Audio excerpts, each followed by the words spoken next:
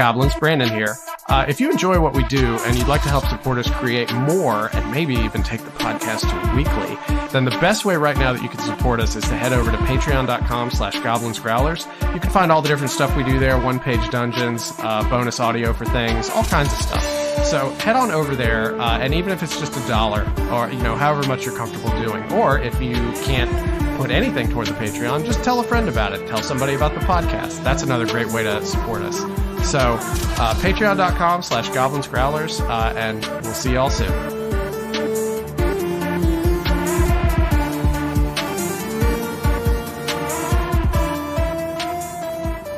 Hello, everyone, and welcome to another episode of the Goblins and Growlers podcast. I'm Josh Maltby at Black Cloak DM on mostly Discord. Mostly Discord's where I'm going to stick. Yeah. I'm Brandon at Way of Brandalore on X, I guess now. Instagram and other places such as Discord.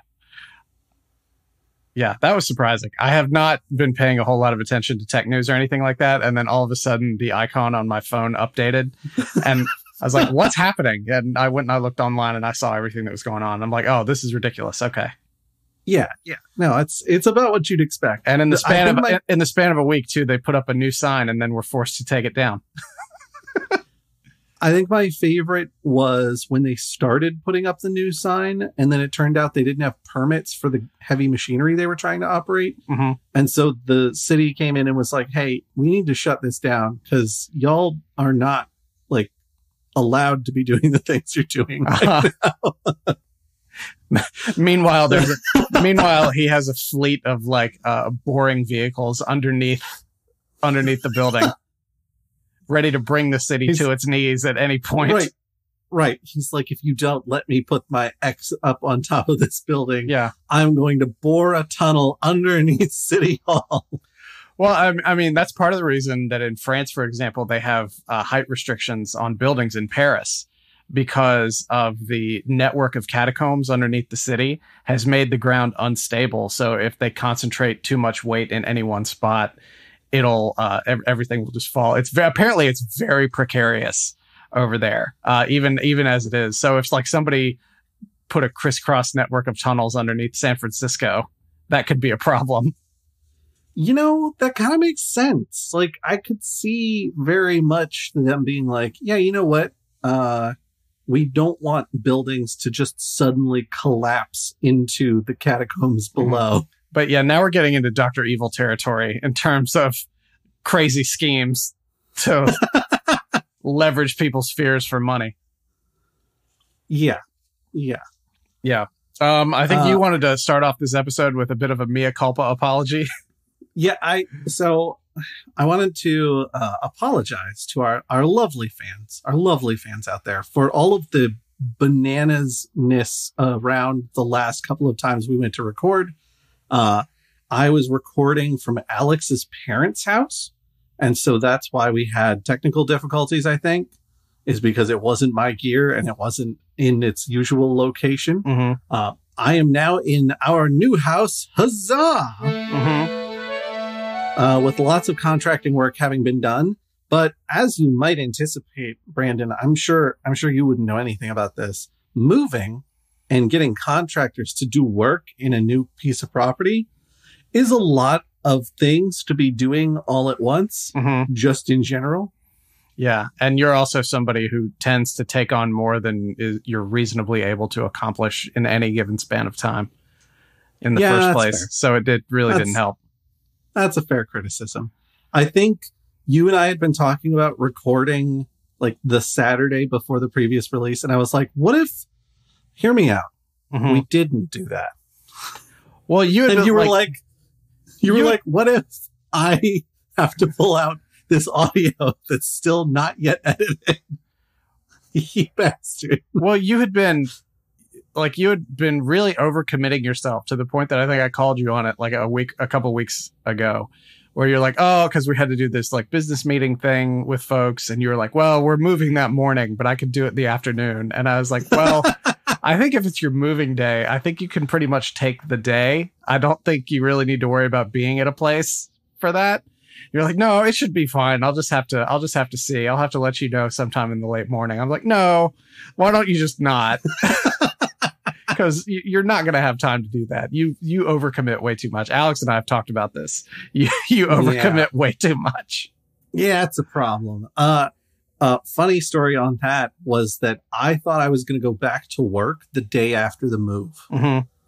That is funny. And literally like 4 p.m. that day, like the day of the move, Sunday, I text work and I'm like, hey, so I am not going to be there tomorrow because I am currently awash in a sea of boxes. Yeah, that was the smart decision. The worst thing I ever did was when I went to London, I didn't take off the day after I came back. So, oh, Lord. So I got home at like 9 o'clock. But of course, because of the time difference, I'd been awake for about 25 hours at that point and fell asleep almost immediately, slept for like 10 hours and then got up and went to work the next day. And it was awful. Yeah. Do we have any other bullet points or items up here at the top? I mean, I'm excited to see people this coming weekend. As of release of this episode at Queen City Anime Con. Yeah, that's true. North Carolina. That's true. That'll be fun. That is coming up soon. We are going to be in Charlotte at Queen City Anime Con. And I think for anybody who's one of our fans in the greater Charlotte area, we'll be doing a little bit of the same old. We'll be running games. We'll be doing panels. We'll be doing probably some stage shows and things like that. We're still, we have, as of this recording, we have yet to get like a complete schedule of everything. So we will undoubtedly, by the time this is published, know exactly what we're doing. But we're also going to have our merch booth and everything like that. So come see us. Yeah. Yeah. And then at the end of the month, I can't believe it's already that soon. Alon, Alex, and myself and Gabe will also be there. We'll all be at Dragon Con in Atlanta, Georgia. I was like, what the hell is he talking about? I don't know. We don't have an event at the end of the month. You're like, Josh. Yeah. We don't as a group, we don't have an event. Well, some of us do. I'm never going to Dragon Con, so I never have to worry about it. Yeah, that's fair. Because I would hate it. It is kind of a lot, especially if you're not a fan of crowds of people. I mean, it's not even that. There's just so much. Like Alex was like, I was having dinner with Alex one time and she was like, why don't you go to Dragon Con? I was like, well, honestly, I feel like I would just get irritated by just being there in the middle of all that for like 5 days. Like a 3-day con, like MagFest and QCAC is sort of about my limit. And especially with Dragon Con, it's so hard to stay in the con hotel. I would just go crazy. And after hearing my reasoning, she's like, maybe you shouldn't go to Dragon Con. I think that's perfectly valid and fair. I enjoy it a great deal, but we also know that I have a tendency to put too much on myself at once. The first year I went, I ended up like on the 3rd day of Dragon Con, I was like, I'm going to go find a quiet place to sit down. And I'm just going to be there with my noise canceling headphones for like 2.5 hours. The first MagFest I went to, when I stayed at an Airbnb that was like 20 minutes away from the Gaylord, I had to do that in one of those little like side hallways in the concourse and just go all the way down to the end of it and just sit. And there's and you run into like 6 or 7 other misanthropes there at any given time of the day, just sort of overlooking the courtyard and everything like that, and just don't get bothered. It was really nice. I will say, at the very least, I imagine Dragon Con has something like this, but I don't know it well enough to say for sure that it does. MagFest has a place called the Tea Room, which is basically, it's the equivalent of the no talking car on trains, where everyone who goes in there is expected to be quiet and a little bit withdrawn, so that people who get overstimulated at large events such as conventions can go and have a little quiet time without having to go back to their Airbnb 20 minutes away. Yeah, the MagFest Quiet Room is actually in that same hallway that I would go and relax in. But excellent. But I didn't want to go into that room that was smaller and full of people. If I could just sit out in the open and not be bothered generally. This is fair. Yeah. All right. Let's get to some actual content now. Yeah. Over the last couple months, I've been picking up some interesting books here and there, whether they're setting books or system books or anything like that. And I found these two when I was just sort of poking around. They're both relatively new, but it's from Andrew Kolb, who's a Canadian writer and illustrator. And some of you may be familiar with this already, but he's released a couple of really cool setting books. One is for Neverland, so it's Peter Pan themed, and then the other one is Oz. Oz came out most recently. I believe it came out in September of 22. That is correct. Yeah, and I think Neverland came out in 20. I can't remember exactly, and I don't have it in front of me. But I just sort of got them on a whim because they were relatively inexpensive. And they were sitting on my desk for a while, and I had been telling Josh for weeks I was going to give him one of these so we could split the work of going through them and everything. So Josh has taken a peek at Oz, and I've taken a peek at Neverland. Yeah. So they're both 5e compatible books, Mm-hmm. which I appreciate given that I know 5e so well. Mm-hmm. But there's some stuff that's kind of specific to these books, which I was really appreciating a great deal. One of those things is that instead of doing like, here's your region, here's how long it takes to travel a mile, and here's how many rations you'll need over that period of time and stuff like that. Mm-hmm. Andrew's written it to be point crawl, which is what he calls it when you're going from like large region to smaller region. Mm-hmm.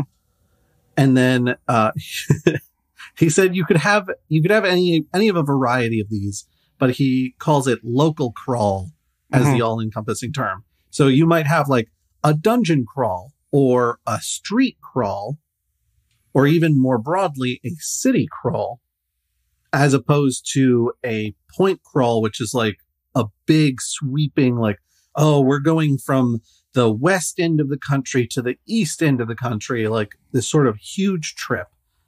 You can have it be a little more granular as you need it to be for narrative reasons.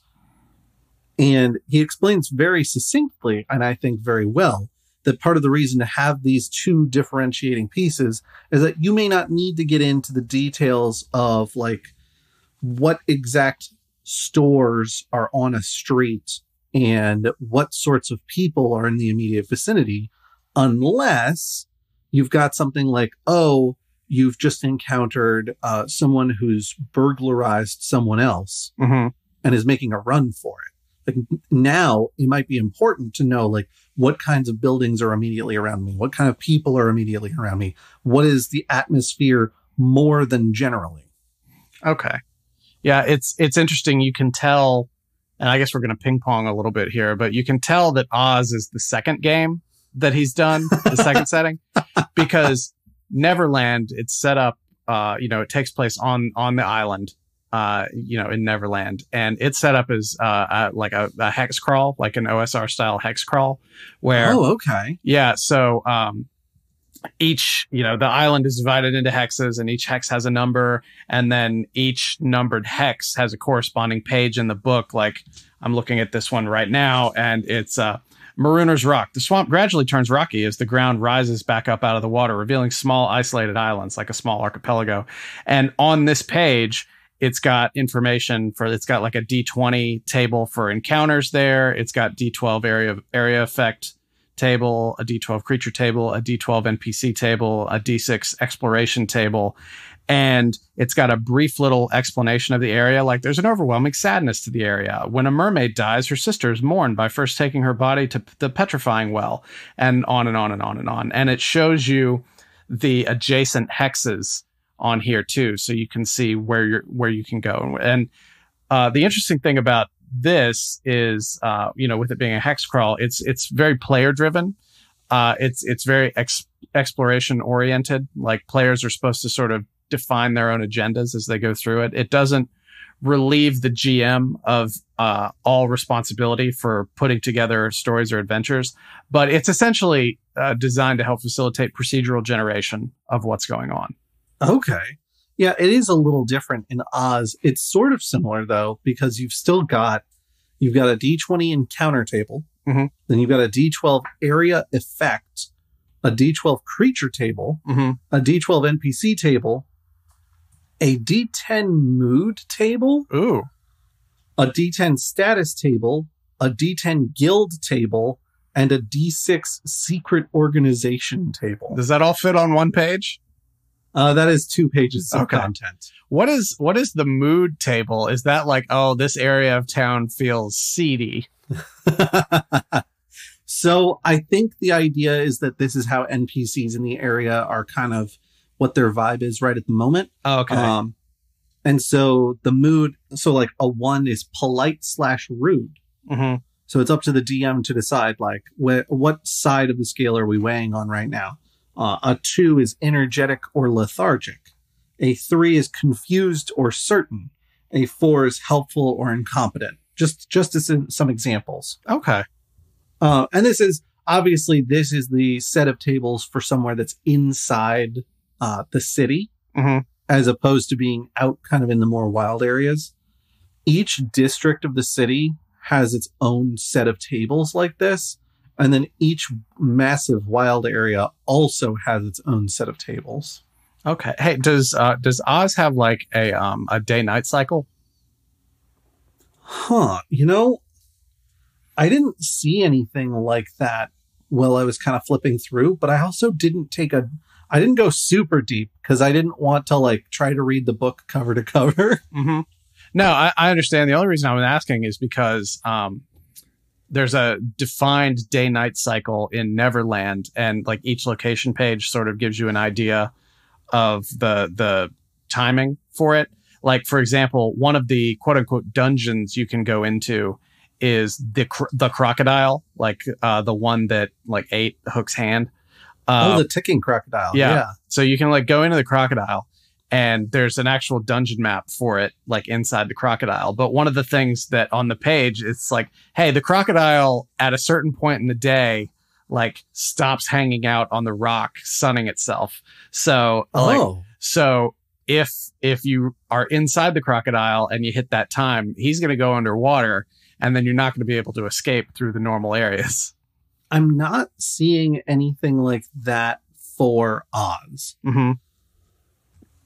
I think the idea is that a lot of these locations are either 24-hour or DM's discretion could be like, well, you can't go there right now because they're closed. Right. But they'll be open at this time. Like, come on back. Right. And maybe that's something that was just sort of uniquely suited to Neverland, just because, you know, especially with like the Ticking Crocodile, for example, like time, youth, aging, like time is a very real character in the J.M. Barrie stories. So it maybe makes sense to do that. Go ahead.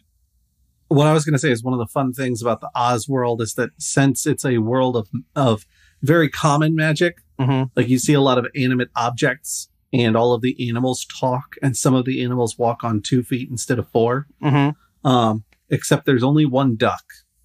Mm-hmm. That's very explicitly outlined. I don't know which of the books says that there's only one duck in Oz, but apparently that's a thing. Yeah, there's like 6 Oz books, and I've only ever read the first one. I've also only ever read the first one and the Wicked book, mm-hmm. which was very good, but I think a little bit different. Did you ever see, this is very related but orthogonal to what we're talking about. Did you ever see like the 1925, I think it was 1925, it might have been earlier than that, Wizard of Oz film? I don't know that I did. I think I've only seen the really famous one. Right. This one is creepy. It's in black and white. I can't remember if it's because it's been a long time since I've seen a lot of it. I've never watched the whole thing, but it's in black and white. It feels sort of kind of like Metropolis in a way, like a silent film. Oh, the primitiveness of the camera and the weirdness of the frame rate adds this really otherworldly sort of feeling to it, which hits one way in a film like Metropolis, but hits in an entirely different way in The Wizard of Oz. It makes it so much creepier. And there are like clips out there where people have like slowed down like a dancing scene in it and put some really haunting music over it. It's the kind of thing I would not watch after dark. Oh no. Yeah, it's very much worth looking up. You can find it pretty much anywhere on YouTube, I think. Okay. That sounds fascinating and terrifying all in one, which I'm about. I'm about both of these things. Yeah. Now, these books, I don't know if I made it like super clear when we started talking about it, but these are sort of all in ones. It's the lore, it's got all the fluff and everything like that. And then they each have a bestiary, and then they've got all these location guides and everything like that, and the maps. And I presume yours also has some unique character sheets as well. Mine has it's got unique character sheets, and then it's also got a lot of creature blocks. Mm-hmm. Like oodles of creature blocks, as well as the region stuff that we were talking about. Like tables and tables of stuff. There's a D100 rumors table near the back of the book. Yeah. Yeah. And mine has that as well, along with like a D100 objects table. Yep. This book is not hurting for tables. If you are one of those people who always just likes to have a really solid table in front of you to roll on in a game, it's worth getting these books just for the abundance of those. Because you could because you could just compile them and use them however you like. But oh gosh, what was I going to say?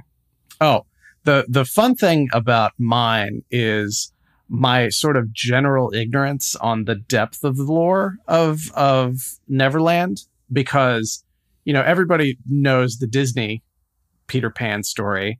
I grew up in the 90s, so I remember the Fox Kids, Captain Hook and the Pirates animated series. Or no, it was Peter Pan and the Pirates. And like Pan and Hook were essentially like deuteragonists in it. And it was great. It was different than the Disney one, but it was great.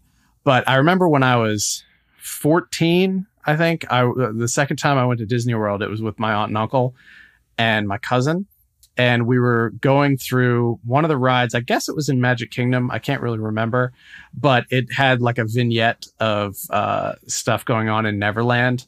And there were characters that I did not recognize. And I'm like, who is that? My aunt's like, well, what? You don't know Tiger Lily? You don't know like the Native Americans who lived on Neverland? I was like, no. And that's always stuck with me, that there was just a much deeper lore to the setting. And then I started reading this, and there is a tremendously deeper lore to the setting. And I know Kolb has probably interpreted some of this himself to add depth to it, but the bones were all there, right? And I just really had no idea. And it's kind of fascinating, like the fairies, for example, and Queen Mab and stuff like that. It like didn't realize that was part of this. Does Neverland feature creature blocks with like little markers beside them that are like, these are important creatures in this world? Be cautious with what you do with these specific creatures. Yeah, I'm looking at people will get messed up about it. I'm looking at the stat block for Queen Mab right now, and it's got something right next to it. And then there's also a Peter Pan stat block in here. And it's not as powerful as I would have expected, honestly, but and then there's, let's see, the giant demon fairy, Nuka-Levi, which is kind of like a Grim Reaper, headless horseman kind of thing. That's got another one of the markers beside it. But yeah, it looks like he's gone to the trouble of just highlighting like, yeah, this is important for a lot of these. I wonder if that's a Dullahan or if it's something else. Could be. The only Dullahan I'm familiar with is the one from Final Fantasy VI guarding Daryl's tomb in the World of Ruin that you have to beat to get the second airship. You're familiar with at least one other Dullahan, which is the rider of Sleepy Hollow. That's his name? The Headless Horseman. Oh, I didn't know that the Headless Horseman's name was Dullahan. Is that what you're saying? No, that's a variety of fictional creature. Oh, okay. A Dullahan. It's a headless horse rider. I believe there's a Dullahan in Inferno, or one of the books in Divine Comedy. But I can't remember that. I can't remember, one, if that's accurate, and two, the details if it is accurate. Gotcha. The mythology varies a little bit, but there's the thing that's agreed upon is that they're always headless and they're always a rider of some kind. But like sometimes it's like it's part of the horse that it rides. A Centaurlahan? Kind of, yeah, except like the torso is positioned in the middle of the horse's body as opposed to like right at the front. Would you count Ghost Rider as a Dullahan? Yes, Ghost Rider is a Dullahan. Okay. Okay, that makes sense. Yeah, you learn something new every day. It's a little zany, but yeah, Ghost Riders I think technically is a Dullahan. Hey, I'm sure I can almost guarantee, right as those words escape my mouth, I'm like, somebody's going to get on Discord and be like, no, sir, you are incorrect. Well, actually, Conan, if, lots of stuff can happen in the Marvel Universe. If there were a centaur and there's no, just because I can't pull an example out of my head of a centaur that exists in the Marvel Universe, there's Pip the Troll.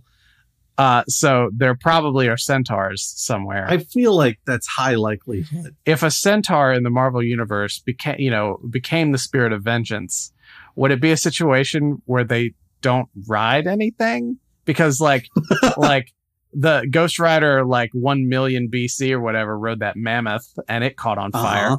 Would the centaur Ghost Rider have its own hooves catch on fire? Like the Sam Elliott Ghost Rider from the Nicolas Cage movie, like his horse's hooves caught on fire. And like would the centaur's head catch on fire, its tail catch on fire, and the hooves catch on fire? Maybe. This is one of those how do centaurs wear pants arguments, I think.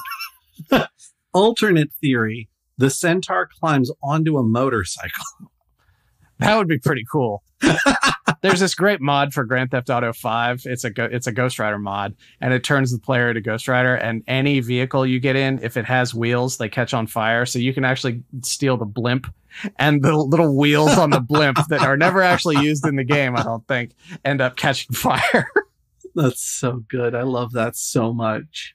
Yeah. All right. Well, that's our tangent. That's our Russian arcade museum for this episode. Yeah.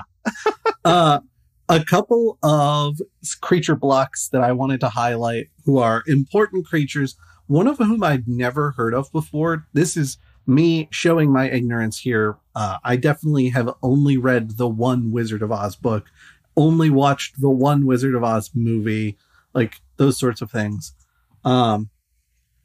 Billina, the hen, who is the queen regent of all hens, of all chickens, and apparently travels with Dorothy at one point. Really? Yeah. I mean, I guess that would have to be in some of the other books. Like, really, the only reason I ever knew that there were multiple Oz books is because there was a Return to Oz animated series somewhere in the mid '90s, and it sets up the premise that she keeps the slippers and she uses them to go back to Oz. And I remember saying something about that, and somebody's like, "Oh, well, they're just drawing that from the other books." And I think there was even in the credits, it was adapted from XYZ books. That makes sense. Each of the important characters, at least in the Oz book, have little quotes. So I thought I would at least read Billina's, which says, "Lucky for you, we're here in Oz. Back on the farm, I could only say buck buck."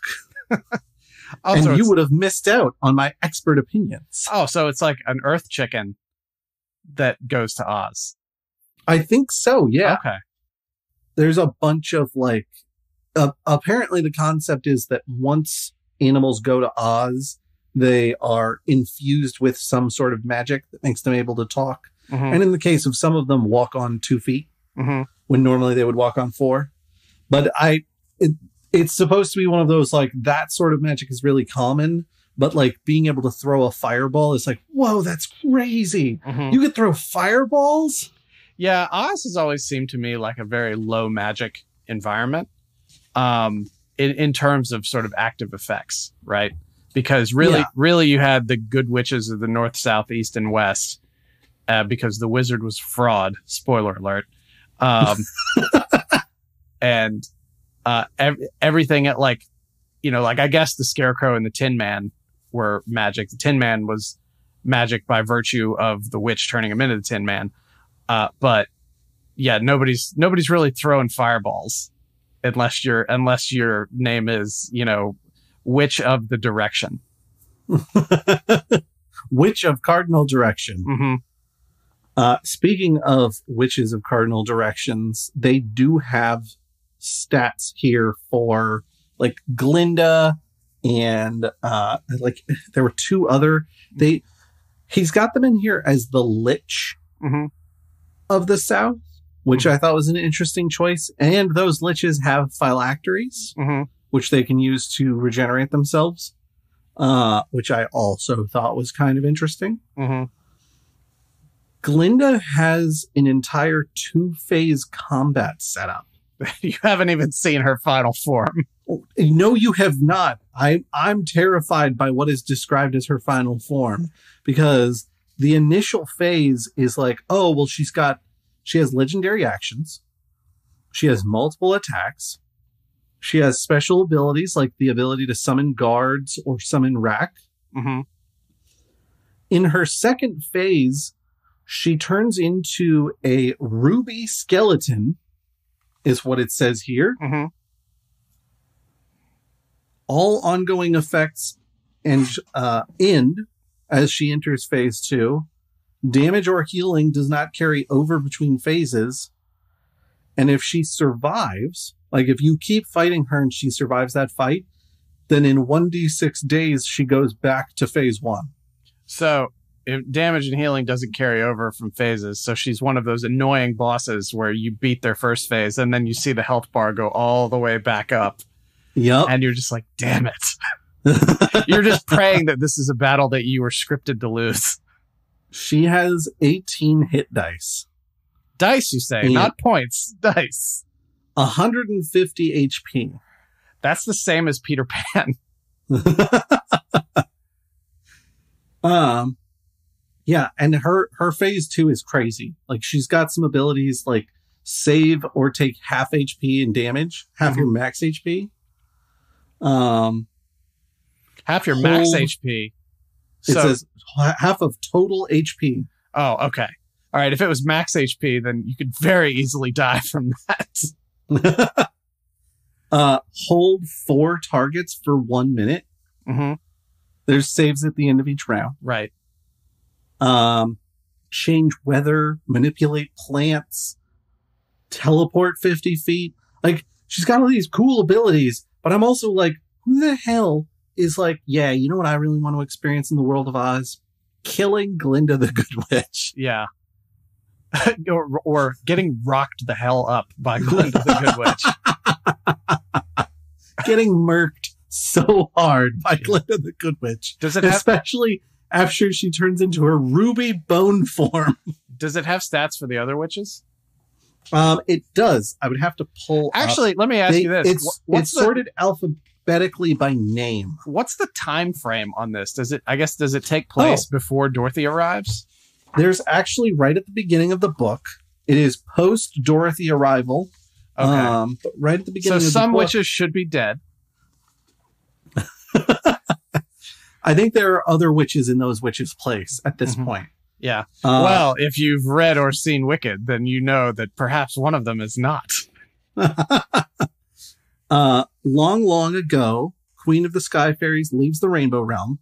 Queen Lurline shapes the land. Long ago, Queen Lurline falls in love with King Pastoria. They have a daughter and name her Ozma. Ozma is kidnapped by Mombi. Mombi transforms Ozma into a boy, names him Tip, and raises him as her own son. King Pastoria dies and Queen Lurline returns to the Rainbow Realm. Some time ago, Oscar Diggs arrives in Oz and takes over as king. Dorothy and Toto are brought to Oz by a tornado. They go through their particular plot. They call the Wicked Lich of the West Verdella in this story. Oscar Diggs tries and fails to flee Oz and ends up appointing Scarecrow to replace him as king. And then more recently, General Ginger leads the army of revolt to overthrow Scarecrow as king. Ginger becomes Queen of Oz. Ozma, then known as Tip, creates Jack Pumpkinhead and escapes Mombi. Mombi helps Queen Ginger defend her rule against Glinda.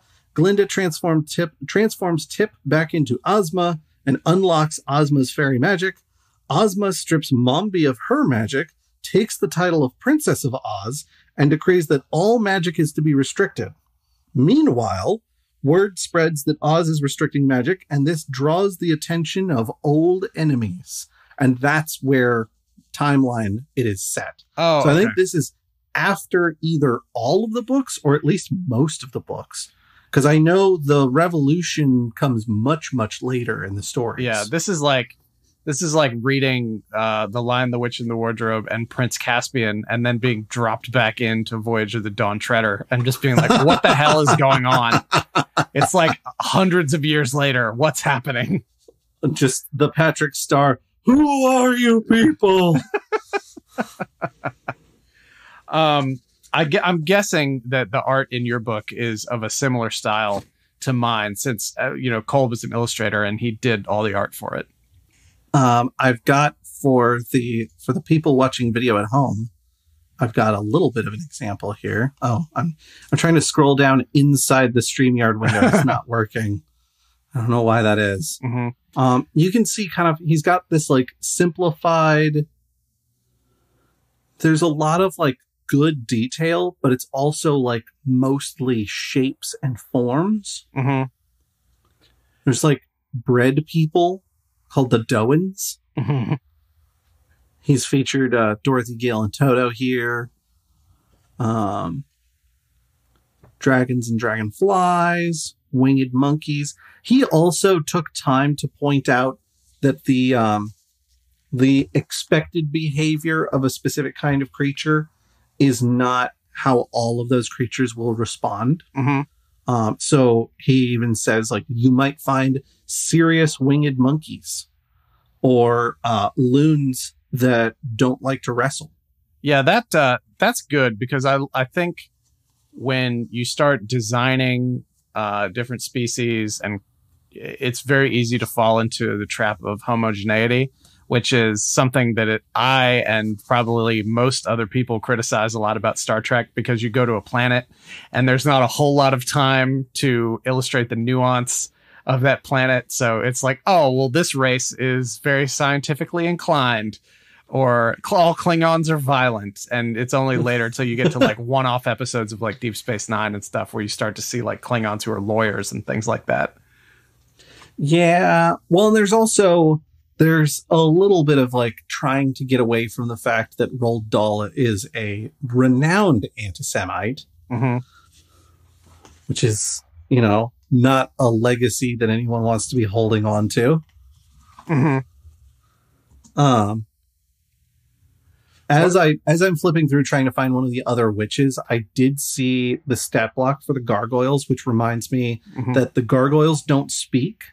Mm-hmm. And so if you want to communicate with gargoyles and get answers out of them, you have to learn gargoyle sign language. Yeah, you showed me the page for that, and it was really interesting. It's fascinating. Mm-hmm.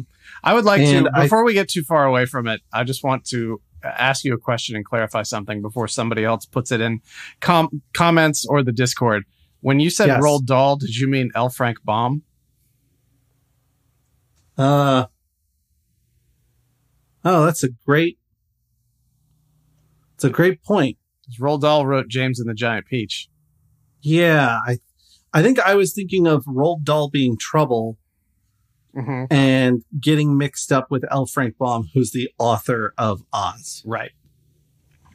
You kind of gaslit me there, because after you said that, I had to go look it up, because I'm like, have I just been wrong this whole time? Brandon, I'm so tired. I'm so tired, Brandon. It's fine. We got it sorted out. Thank you for correcting me. I guarantee someone will post it in the Discord while listening, mm-hmm. and then be like, oh, Brandon got you. That's fine. Uh-huh. Well, actually, Josh. Yeah, but talking about the art again, I'm a huge fan of it, because like so much of what he does is either monochromatic or like bichromatic, where it's just a lot of a lot of dark grays and things like that, maybe with like an accent color. It's really cool. A lot of his art evokes kind of a like a paper cutout kind of feel to me, because some of it has like really sharp angles and things. Like for those watching, I'm gonna throw up the Neverland art really quick, and I just did the same thing you did and had my mouse over the StreamYard window and was scrolling down. But yeah, so it's kind of funny. The Neverland book, like the primary color that it uses is green, which you might naturally expect to find in an Oz book for Emerald City. But then it's got like these cool illustrations of like the pirates and the fairies and things like that. It's just a very conservative, restrictive use of color as accent more than anything. And when I was working as a designer, I was always kind of a minimalist, so that really appeals to me.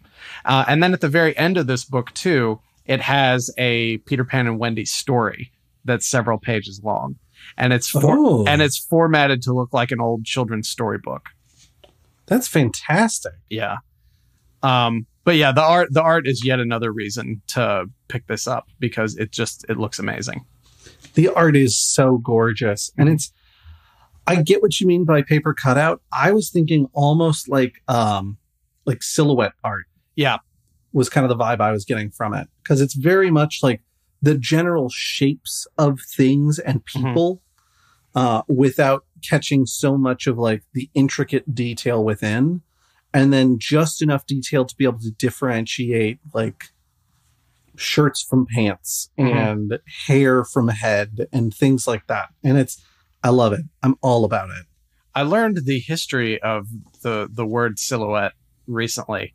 And I learned it on the internet, so take it with a grain of salt if this is wrong. Somebody can correct me in the comments or on the Discord. But there was a noble named Silhouette, and apparently he was really cheap. And it was it cost a lot less money just to have somebody outlined in shadow, and rather than get a full portrait painted.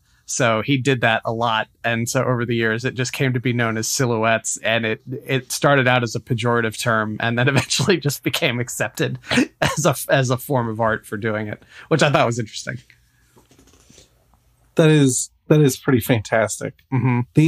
The only other lich that I have found in the book, and it's possible that I flipped past one because I may not have caught every page. The only other lich I found was Verdella. Okay. Which you might be like, well, but wait, isn't Wicked Witch of the West, isn't she supposed to famously be dead? And one of the things he says in the beginning of the book is that you as the GM get to decide what stories are maybe a little overblown and what stories are 100% true. I think it becomes, and to pull this back to Star Trek, because you stick with what you know, it becomes an alpha versus beta canon argument. For people like you, I can also say the Star Wars expanded universe, also known as Legends. Still mad about that. In the Star Trek world, before there were tons of Star Trek series on the air, the rule was always alpha canon is anything that appears on screen. Beta canon is anything in books, and it can be overridden by things on screen. But in the great drought between like 2004 and season 1 of Discovery, and then later Picard, people had just come to get really comfortable with the continuity that was going on in the beta canon. And some of the showrunners are incorporating it now. They're choosing to sort of canonize it. So good on them. Yeah. But some of it is just getting completely overwritten, and it's kind of a sucks to be you kind of thing. If you spent, years writing those novels and creating this continuity that people loved. So we Star Trek fans had our own expunging of our expanded universe. So we feel for you. But anyway, it feels like here you could choose whether you wanted the Wicked series of books to become part of canon for this, if you wanted to. Absolutely. And there's a lot of flexibility here. He's set sort of the timeline of the in-universe setting, but most of that is because there's going to be locations. There's going to be like, these are the specific character sheets that are in the book, like those sorts of things. If you want to get out and do your own thing and just use all of this as material, that's totally your prerogative. And he sets that up very early in the book, being like, look, you run the Oz stories you want to run. These are more like guidelines than something that you have to follow, which I think is the exact right way to write a setting guide, which is, I think, really what you and I have here are Oz and Neverland setting guides. Yeah. Yeah, there's some story through line that you can play with, but it really just functions for you to do whatever you want with it. Like when like long after Dark Sun had stopped being a thing, Timothy, what's his name, who's we've talked about him before on here, but he released that setting guide for what is essentially quote unquote not Dark Sun, which it was the same setting, but it was just a complete fluff setting lore book. So you could be like, well, here's an unofficial Dark Sun guide from the guy who wrote Dark Sun, and you can use it to make more Dark Sun. Umbral Star. Mm-hmm. A quad cream. Oh my word. Yeah. But these are relatively inexpensive for a setting book. They're very much worth picking up. They're available wherever books are sold. And we will throw Andrew Kolb's website and Twitter into the show notes on this. But I very much encourage people to go check them out. Oh, absolutely. And then kind of the final thing I wanted to throw in was right at the back. And I don't know if Neverland has this. I suspect it does. Mm-hmm. There's a about the author section, a thanks section, but also a external and complementary resources section. A cheat sheet section. And I think this is so that you can kind of see some of the things that he was looking at when he was creating all of this that helped inspire him to create all of this in the ways that he did. Mm-hmm. He, of course, references both Wizard of Oz and Return to Oz. Mm-hmm. For movies or I guess film in general, he references Attack the Block. Okay. Avatar, The Legend of Korra. Okay. Which makes sense with all the steampunk. Howl's Moving Castle. Mm-hmm. Interesting. This is the one that took me a little bit off guard. Who Framed Roger Rabbit? I can see that. I can see it, but I was a little bit like, all of these are fairly in line. Okay, Attack the Block isn't quite in line. Right. Attack the Block is about like aliens on a small scale. but it's like Attack the Block and Who Framed Roger Rabbit, both of those, I'm like, huh. You know, now that you say it, I see it, but I would not have seen it without you saying it. For reading material, he suggests Guards, or Men-at-Arms by Terry Pratchett. Uh-huh. Parker, The Outfit by Darwin Cook. Uh-huh. And, of course, The Wonderful Wizard of Oz. But, twist, he recommends that folks read the Eric Shanower and Scotty Young graphic novel series. Oh, yeah, that's good. That's really accessible. Yeah, it makes it very easy to pick up all of this extra stuff without having to do a ton of reading. For the Gargoyles doing ASL, part of his inspiration was Inspiriles from Hatchling Games, which I had not realized this, but that is a full TTRPG that teaches ASL and BSL. Oh, that's cool. So you and I might have to look into that because that sounds fascinating. Yeah. And then I'm just going to run through names and publishers. Kingdoms and Warfare from MCDM Productions. Magical Industrial Revolution from Skirples. On Downtime and... Oh, I don't know how to pronounce this. Demesnes? Demens? Demens. On Downtime and Demens from Hack and Slash Publishing. The Stygian Library from Dying Stylishly Games. And Undying Scenes from Games Omnivorous. Okay, and that's all just sort of the resources list? Yeah, these are all things that he either used as inspiration or that he thought would be influential towards him building this in the first place. Got it. And right before we started, you told me that he was working on a third one? I joined his Discord at your recommendation, and he said that late 2024, he's planning on releasing an Alice in Wonderland book. That fits pretty perfectly with all the rest of this stuff. Yeah, it really does. And he's already like workshopping ideas with fans and things like that. So you should definitely go to his website, kolbisneat.com. Mm-hmm. And I think the link to his Discord is on there. Yeah, that's where I got it, I think. Yeah. We'll put the link to the Discord in the show notes too. It's not a big deal. Perfect. I know, like, this got me thinking of like, what are some other sort of like classic literature type settings that you could do a full setting book in? The first one I came up with was the Iliad and the Odyssey. I think that one could be really good, especially the Iliad. That'd be fascinating. Yeah. Because you could play like the entire city of Troy in there. Odyssey would be probably more interesting detail wise, but it would be spread out over a much larger area, and it would probably be a little difficult to play like in like sort of the 10-year time span that takes. And another one that I thought of was actually like Great Gatsby. I would love sort of a jazz Gilded Age TTRPG, because if you think about it, with sort of the unbridled decadence of the era, it might as well be a fantasy setting. Yeah, I could see that. Mm-hmm.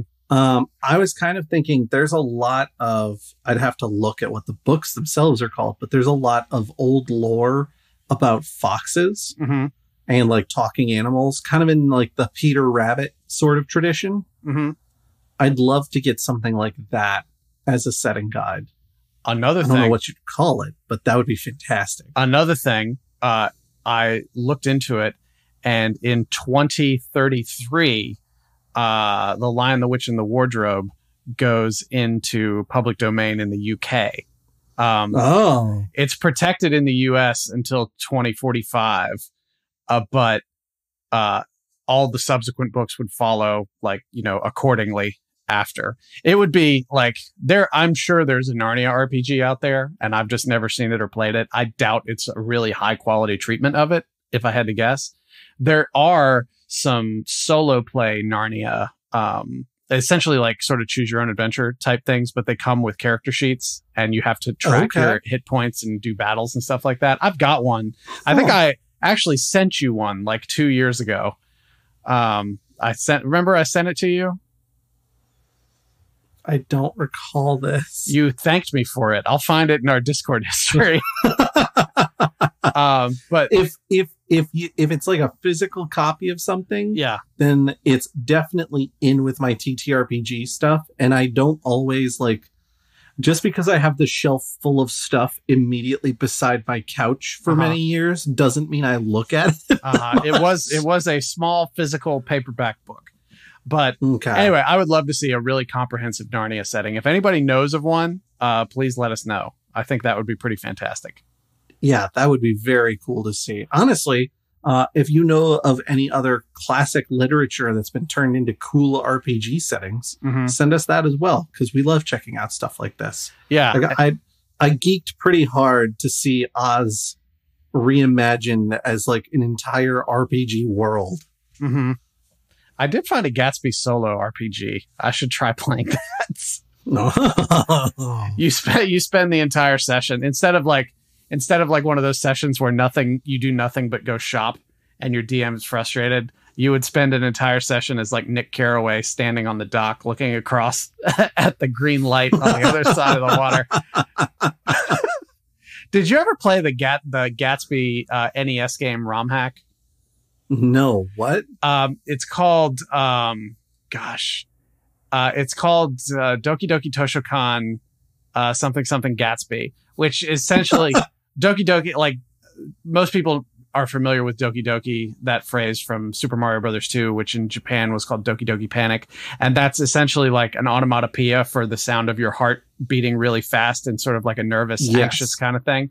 So I think most people today are familiar with it because of Doki Doki Literature Club. I'm not.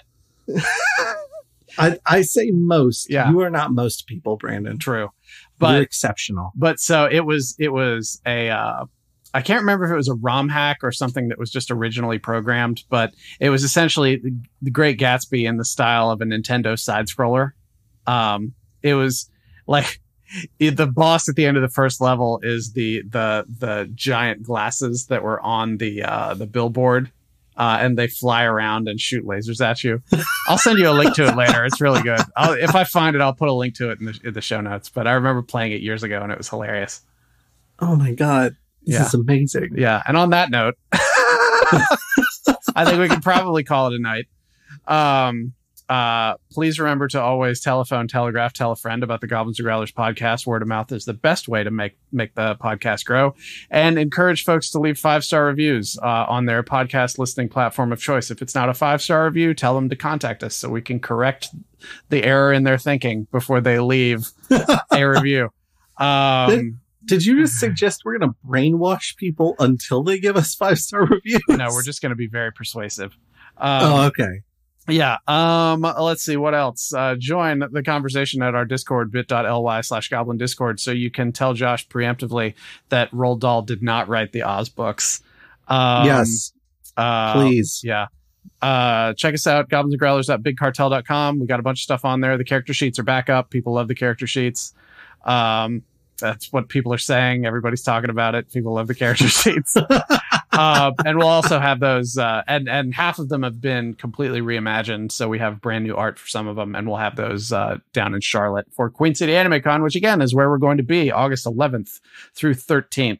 So come say hello. It's always funny when we run into these people who we see once a year down in Charlotte, and they come up to us and they're like, "Hey, Brandon," or "Hey, Josh," or "Hey, whoever." And we're like, "Huh?" They're like, "No, we talked last year and we listen to the podcast all the time." One woman, I cannot remember her name, so if she listens to this, I apologize, but she came up to me. It was the year before last, and I was just like, "Hey, Brandon," and I was like, "Hello?" She's like, "Oh, we talked last year. You got me to listen to Quid Pro Roll, our sister podcast, which you should also listen to, and it turned me on to playing tabletop. So we got her into D&D." Because we got her to listen to Quid Pro Roll. And at the time, I happened to be wearing a Gravy Boat cowboy hat. So it was very appropriate that she came over to talk to me at that point. I think the hardest I've ever seen someone geek from me doing the Solinar voice has always been at QCAC.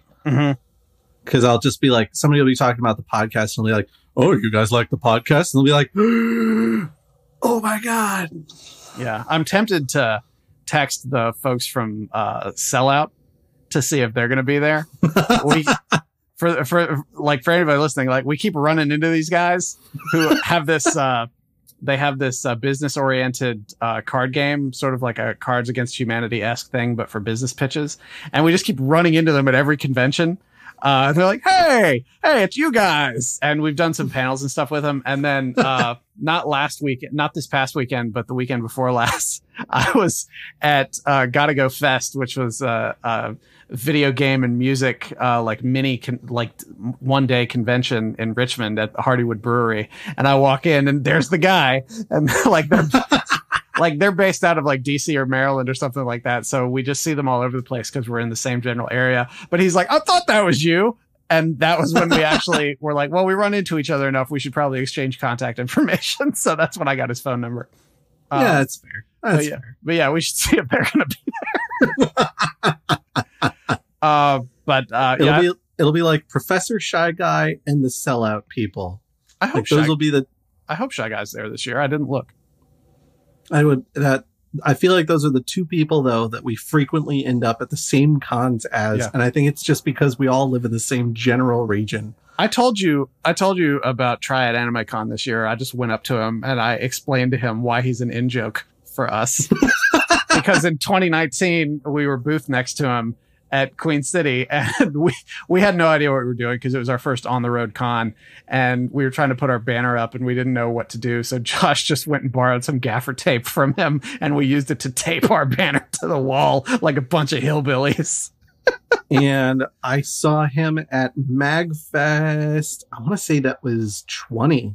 Yeah, like MagFest, which would have been right like 5 or 6 months later. Yeah, that would have been like 5 months after that Queen City. And I saw him in the hall between performances, and I was like, "Hey, can I borrow some tape?" he gave me this initially, like, this looked like, what the hell? And then he recognized me. He's like, hey, you're the guy who brought the tape. It was great. I love it. I'm all about it. Yeah, he was so good. Yeah, he's pretty cool. He's pretty cool. I like him.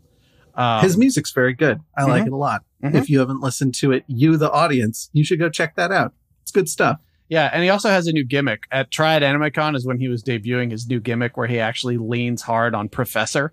So he has like a whiteboard up there. He wears a cardigan and a tie, and he gives out gold stars to audience members and things like that. Hell yeah. It's very nice. He played 2 double shows with Cybertronic Spree, and it was amazing.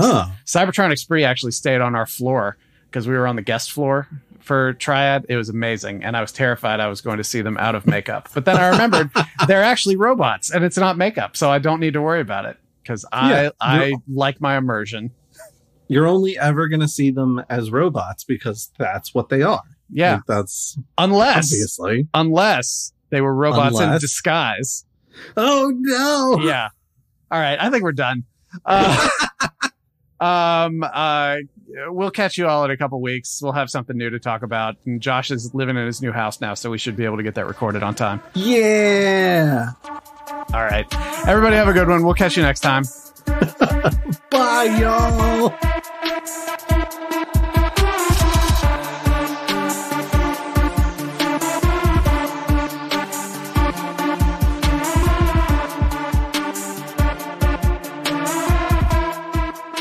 If you like what you hear, consider subscribing and giving us a review over on Apple Podcasts. Especially early in the feed, subscriptions and reviews are super helpful for bringing new listeners our way. Thank you.